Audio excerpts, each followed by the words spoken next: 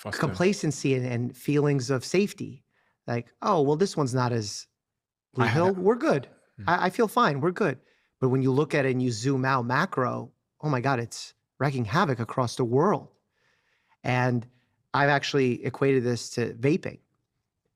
Vaping is not as harmful as cigarettes on paper. But because the odor is not as offensive, it's easier to hide. You could do it much quicker and get a bigger dose. Because it feels like it's not as harmful, many more people can get hooked on it. Is vaping dangerous? Yes.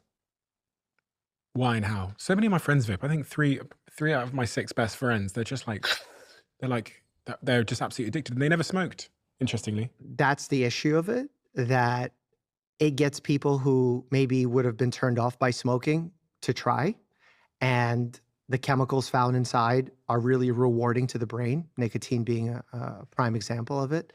And the more dangerous part of it is with kids who have a developing frontal lobe, meaning that the part of their brain that is responsible for complex decision-making is not yet fully formed.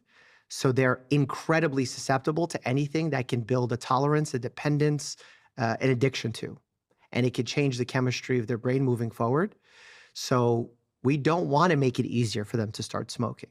Vaping should be used as a tool, as a way of getting you off of cigarettes, not as a way of introducing you to cigarettes or nicotine at all.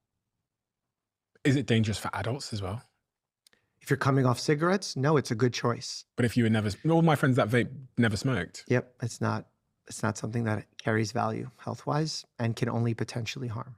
Have they done any, I guess it's super difficult to do studies on these kinds of things, but is there any studies that have been done around vaping? Yeah, there's been vaping-related lung injury, where that's its own diagnosis code now. There's been children that have been hospitalized with it. There's been even technical problems of the devices blowing up in people's faces. So it's not the fact that I'm trying to fearmonger here and say vaping is the devil. I'm here trying to explain that vaping can be problematic because on the surface, it may not look as harmful by comparison.